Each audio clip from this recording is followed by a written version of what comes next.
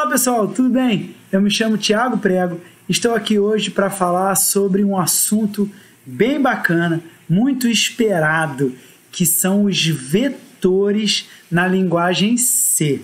Então, vamos lá. Qual é a motivação? Imagina que você quer escrever um programa, tá? Para dar os parabéns para as pessoas que tiraram as melhores notas, tá bom? Então aqui o exemplo é uma turma com 3 alunos, a gente vai calcular a média da turma, depois vai listar a matrícula dos alunos que tiveram nota acima da média. Então tá aqui o nosso código, né, usando 3 floats, nota 1, nota 2, nota 3 e o float média e números inteiros para a matrícula do aluno 1, matrícula do aluno 2, matrícula do aluno 3. Calculamos a média depois de entrar com os valores e pega ali, simplesmente, se a nota 1 maior que média, dá os parabéns. Se nota 2 maior que média, dá os parabéns. Nota 3 maior que média, dá os parabéns. Bacana, ok. Você não precisa de nenhum conhecimento a mais para isso. Mas imagina que agora são 40 alunos.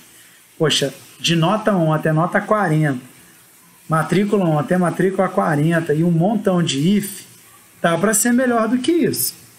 E a maneira de resolvermos, né, esse problema de ter um montão de variáveis é usando uma variável composta, ou um nome mais usual para isso, uma lista com variáveis do mesmo tipo, tá? Ou uma pilha com variáveis do mesmo tipo. Não vamos falar aqui sobre listas, sobre pilhas, isso é um assunto mais avançado, fora do escopo dessa disciplina. Mas pensando, chamando de variável composta, ou uma variável feita de muitos elementos, de vários elementos, temos vetores e matrizes.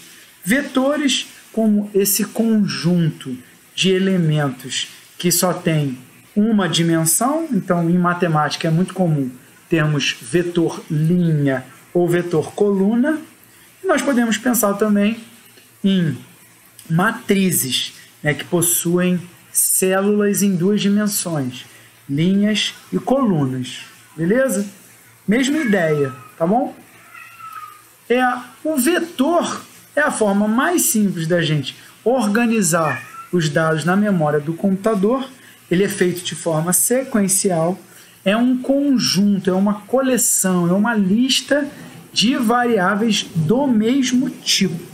Em C, ANSI, não temos como fazer um vetor de variáveis de tipos diferentes. Temos como fazer outras coisas para agrupar variáveis de tipos diferentes. A individualização de cada elemento dentro desse vetor é feito usando índices. Em outras palavras, para eu acessar um elemento do vetor, eu preciso saber qual índice desse elemento que eu quero acessar. E pensando de uma forma ampla, vetores são matrizes de uma dimensão só, como eu falei, né? São matrizes unidimensionais. Na matemática, matriz linha ou matriz coluna. Em C/ANSI, não faz sentido falar em linhas e colunas. É simplesmente uma dimensão.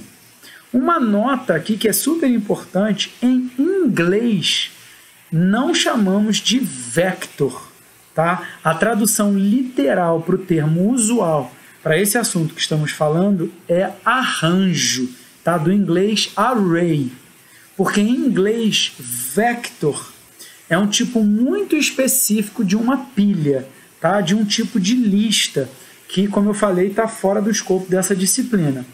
Para fins de terminologia usual, eu vou continuar chamando de vetor, mas saiba que quando você for procurar em inglês, você não vai procurar por vector, você vai procurar por array, beleza? Então, como é que a gente declara esses vetores em C? É parecido com a forma que a gente faz com variáveis simples, só que a gente precisa informar a dimensão do vetor. Por quê? Em C tem 2 formas da gente reservar um espaço na memória RAM.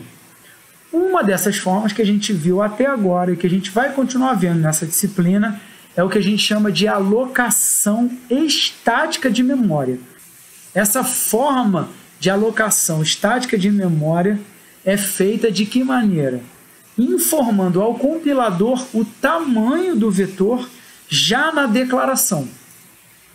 Porque senão a gente vai precisar de alguma forma na execução pedir para o sistema operacional informar, né, se é possível ou não dar aquela quantidade de memória.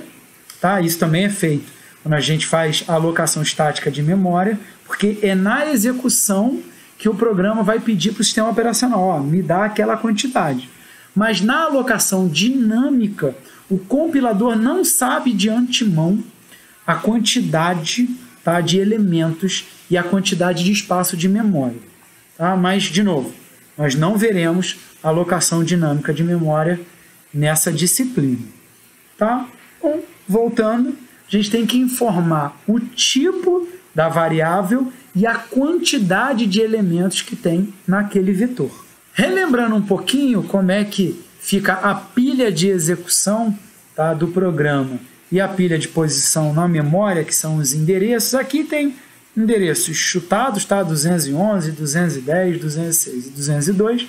Seria a posição, tá, dos registradores na memória. Lembrando que em C, esses registradores, eles têm sempre 1 byte de memória, né, 8 bits de memória.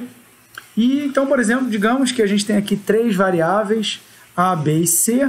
A é um int, então aqui no 202, por exemplo, tá o endereço do primeiro byte, tá, mas ele ocupa 2 bytes, porque int em C geralmente tem 16 bits. Float geralmente tem 32 bits, então são 4 bytes. Então ali no B está a posição do primeiro byte, tá?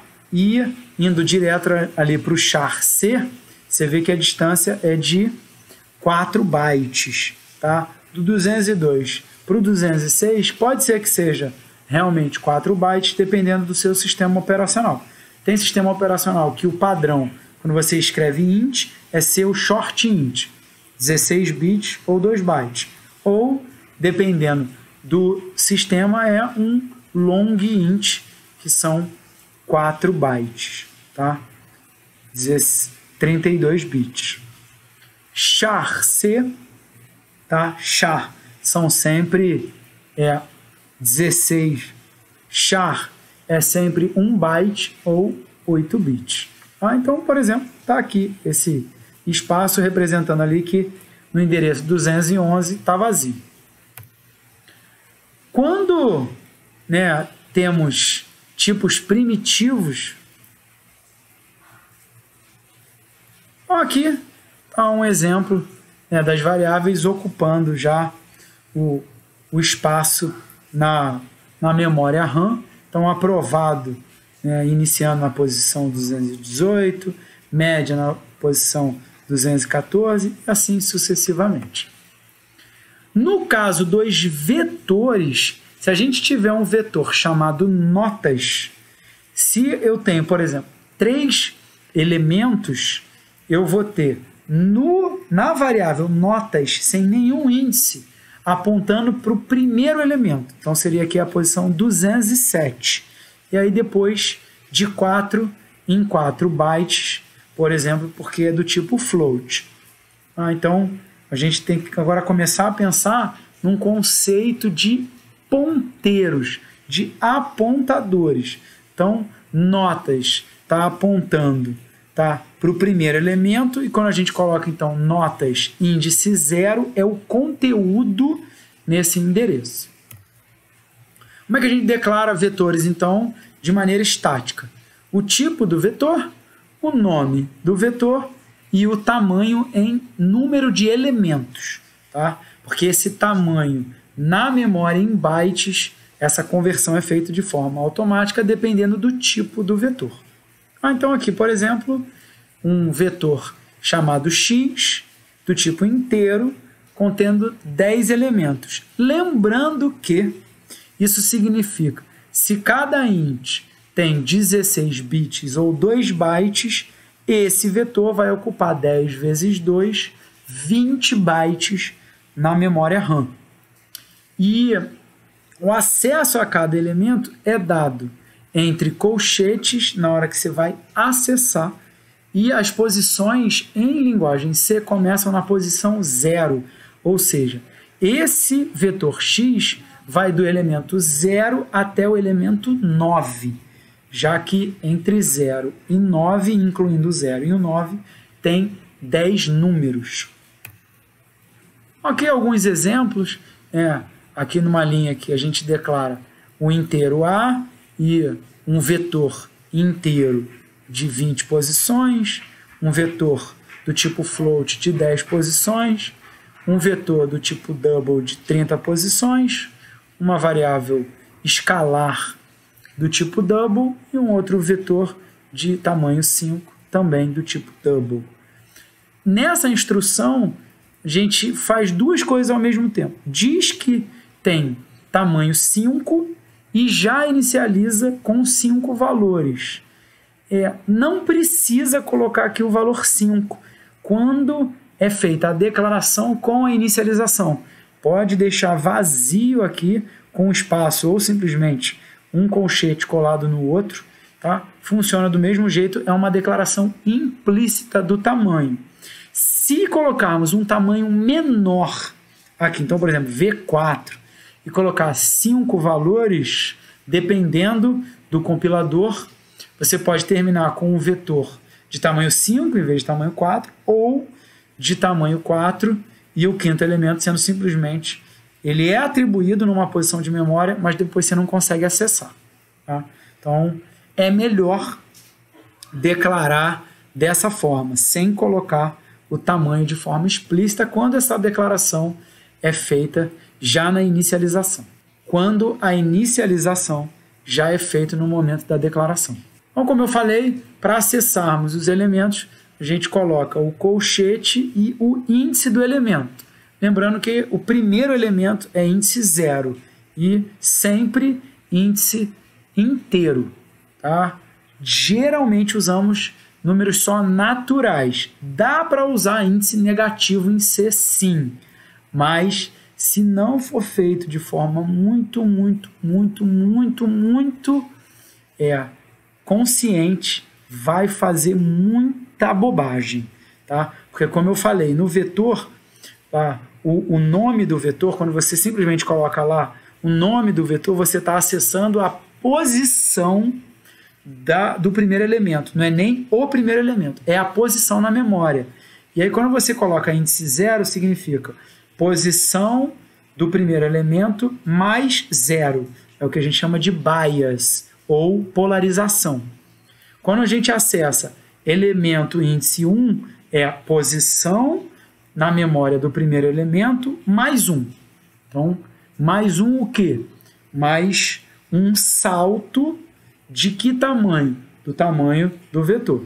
Então, vou pegar um exemplo aqui para você entender. E relembrando, como começa no 0, a última posição é o tamanho do vetor menos 1. Então, aqui um exemplo de um vetor de tamanho 10, ou seja, vai da posição 0 até a 9. Aqui estamos acessando 4 elementos de forma direta. O elemento na posição 0, que foi preenchido com o valor 5, o elemento na posição 1, que foi preenchido com 11, elemento na posição 4, que foi preenchido com 0, elemento na posição 9, que foi preenchido com 3, e os outros elementos que não colocamos valores específicos. Qual é o valor que está lá? Não sei. Por quê? Porque a memória RAM é uma memória volátil. Toda vez que você desliga o dispositivo, você apaga o que está na memória RAM. Só que conforme você liga e vai usando o seu sistema operacional, você vai usando os programas, a sua memória RAM ela vai sendo preenchida com valores. E quando você libera aquele espaço na memória RAM, você não apaga. larga para lá. Você só para de apontar. Então, quando a gente termina de executar um programa, todas as variáveis que foram preenchidas, o programa só libera elas no sistema operacional, aqueles espaços de memória. Então, aquele conteúdo que foi colocado vai continuar lá, porque colocar algum valor gasta energia e é inútil fazer isso, não precisa. Então, não sei que valores estão lá. E como eu falei, dá para fazer muita bobagem. Por quê? Porque se eu colocar aqui x de -1, o que isso significa?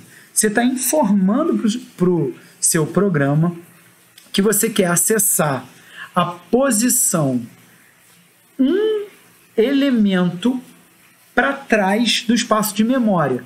Digamos que o elemento na posição 0 estava na posição 210, na memória 210. Isso aqui é do tipo int 2 bytes. Isso significa que esse elemento é a posição de memória 212, 214 e assim por diante. Se eu colocar x de -1, o que eu estou fazendo é acessando a posição de memória 210 menos 2, 208. Se eu tiver algum programa usando aquele espaço de memória, eu baguncei aquele programa. Se o seu programa tinha uma outra variável que está usando aquele espaço de memória, você acabou de bagunçar todo o seu programa. Dependendo do sistema operacional, dependendo do programa, de como você programou, você não vai conseguir fazer isso e vai dar erro de execução. Vai dar o que a gente chama de segmentation fault. Mas dependendo de como estão essas configurações todas, você vai conseguir fazer isso e não vai nem saber. Então, por favor, muito cuidado quando você vai acessar uma posição de memória que não existe. Porque o para frente também é verdade. Eu posso colocar x de 10, mas eu não reservei esse espaço de memória. O que isso quer dizer? Que você vai invadir o espaço de alguém. Talvez era um espaço não alocado, talvez o espaço de alguma variável, e aí você acabou de bagunçar tudo. Inclusive, dependendo de como estão as configurações do sistema operacional, você pode bagunçar outros programas. Então imagina você fazer um programa que bagunça programas. Você conhece? Conhece, né? Chamado de vírus. Sim, vírus é um programa intencional que bagunça programas. E em C dá para fazer? Ah, tá. E como dá? Então aqui um exemplo utilizando vetores, lá para aquele nosso caso de 3 notas e fazendo uma média. Se eu criar um vetor chamado notas de 40 posições e só preencher as posições 0, 1 e 2 e só acessar, tá, o valor nas posições 0, 1 e 2, não tem nenhum problema. Tá? Super tranquilo. Lembrando que a boa prática de programação, como média é um float, aqui a gente deveria colocar 3.0, tá bom? Então tá aqui, média é uma variável escalar e notas tem, na verdade, 40 posições que foram pré-alocadas. Então, esse 214 está errado, tá? Porque na hora que você faz notas 40, se a primeira posição é 202, e aqui estamos com inteiro, e aqui estamos com float, que ocupa 4 bytes, vai do 202 até o 202 mais 39 vezes 4. Tranquilo? Vou deixar para o aluno interessado fazer essa conta. Então, corrija aí na sua apostila. Você pode ir lá no Adobe, Reader ou o leitor que você está usando e fazer comentários e colocar a posição que seria mesmo aí da média. Mas, inclusive, como média foi declarado primeiro, média provavelmente está numa posição menor de memória. Não necessariamente é assim, porque toda vez que você declara uma variável, né, você pede sistema operacional, me dá um espaço na memória de tamanho tanto. Se tiver aquele espaço, o sistema operacional vai dar. Se não tiver, ele não vai dar. Então, por exemplo, aqui, se você pedir 80 bytes e não tiver, o seu programa vai dar erro de execução, porque o sistema operacional vai mandar fechar aquele programa dependendo do programa. Tem programa que sabe lidar com falta de memória. Então, aqui imprimindo valores, Tá? Como eu falei com vocês, quando a gente já faz a inicialização na declaração, é melhor não botar aqui o tamanho. Isso não está com boas práticas de programação, deveria ter uma variável, na verdade, deveria ter uma constante de tamanho 6 e usar essa constante aqui dentro e aqui. Então fica para o aluno interessado corrigir isso, inclusive já corrige esse return 0 também para uma constante. Tá? Então aqui está um exemplo e bota um /n. Por quê? Como aqui não tem nem espaço nem /n, todos os valores serão impressos um coladinho no outro. Então vai ficar uma tripa só, um número trepado no outro. Uma bagunça, né? Não vai dar para entender nada. Como é que a gente coloca dados dentro de um vetor usando scanf? No scanf, esse argumento é o endereço da variável que você vai colocar esse conteúdo parametrizado. Então, a gente tem que passar a variável, né, com a posição toda certinha. Então, vet1 puro, sem esse colchete, é o endereço da primeira posição. Se eu quisesse acessar só o primeiro elemento, no scanf eu nem ia precisar desse E comercial. Mas, para a gente manter padronizado, até porque está dentro de um for, por que a gente coloca o E comercial? Porque é o endereço do elemento vet na posição i. Então, cada um desses elementos. Tá? Então, só que esse scanf, como não tem nada de printf, não tem nada falando, a pessoa vai entrar um valor e aí quando ela der enter, vai continuar lá aquele pisca parado, né, na posição de baixo por causa do enter. Então, esse programa aqui dá para você melhorar. Mas aqui já está com boa prática de programação, porque está aqui, ó, tamanho máximo igual a 10, apesar de, nesse exemplo aqui, só ter mostrado de 0 até 5. No caso, vai do 0 até o 9. Vê como está estritamente menor? Então, aqui, um exemplo calculando valores. Tá? Aqui, agora sim, com boas práticas de programação, mas como eu falei, eu prefiro usar const int total igual a 6, ponto e vírgula, em vez de usar a macro define. Mas se for usado direitinho, funciona tão bem quanto. Então agora aquele nosso problema inicial tá bom, mas e se fossem 40 alunos? E agora? Então, como o programa tem matrícula e tem notas, a gente precisa de dois vetores diferentes de mesma quantidade, né, de 40 posições, e o índice vai ser um índice comum. Então, matrícula posição 0, a nota na posição 0 está atribuída à matrícula de posição 0. A gente vai resolver isso para ficar tudo numa mesma estrutura, no mesmo agrupamento, lá na videoaula sobre struct. Tá? Mas isso é mais para frente. Então, aqui é feito um código usando scanf para entrar com a matrícula, entrar com a nota, depois que entra com as 40 matrículas, é que vai entrar com as 40 notas, depois disso é que vai calcular a média e fazer aquele montão de printf. Então, claro que ficar entrando 40 matrículas, 40 notas, é um trabalhão, eu diria que é desnecessário para testar esse código. Então, lá na lista 3 da disciplina, tem uma forma de como a gente gera um número aleatório entre 0 e 9 e você vai alterar aquele código da lista 3 para fazer o seu código para gerar matrículas aleatórias. Então, aí, por exemplo, entre 0 e 1000, mais números inteiros. E como a nota é um float, entre 0 e 10. E aí vai ficar para o aluno interessado como é que faz isso. Porque lá naquele exemplo de números aleatórios, é só com números inteiros. E agora, como é que eu faço isso para um float? Então, vou deixar você queimar a sua mufa.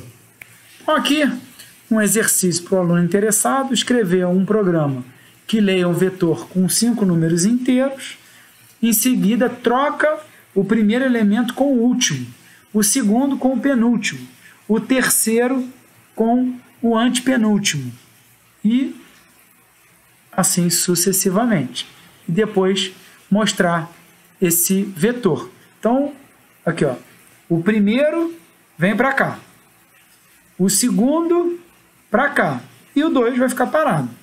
Né? O que é isso? É fazer o que a gente chama de... Isso é o que a gente chama de espelhamento. Tá? Então, fazer um shift, tá? De 5 posições, no caso. Tá? Um shift, vou fazer uma transposição. Então, tem vários nomes que a gente pode dar para isso. Tá? E como é que a gente vai fazer? Vamos ver? Então, tá aqui de novo, né? Digitando o elemento. A partir de agora, vamos combinar isso para eu não ficar repetindo sempre a mesma coisa? O que você tem que fazer? Colocar boas práticas de programação toda vez que não tiver. E além disso, toda vez que você lê esse montão de scanf, usa aquele gerador de números aleatórios. Porque aí você, na execução, já faz tudo, para não precisar ficar entrando 1 milhão de vezes. Aqui no caso são só 5, ok, não é tanto assim. Mas com o número aleatório fica mais bonitão, né? Fica mais elegante. Ou você pode criar o seu vetor já inicializando com os 5 valores. Isso também dá para fazer e você não precisa ficar entrando toda hora. É a mesma sequência sempre. Dá para fazer assim também. É uma outra forma, inclusive, de você verificar sempre o mesmo conjunto de dados. E ficar entrando na mão não está com nada, né? Então, está aqui a forma. A gente vai precisar de uma variável auxiliar para fazer isso. Por isso que tem esse aux. Então, aqui está de forma elegante, porque está usando o n dividido por 2. Tá? E como esse n ele é ímpar, mas ele é inteiro, não tem problema. Por quê? Um número inteiro dividido por 2, escrito desse jeito, é um número inteiro.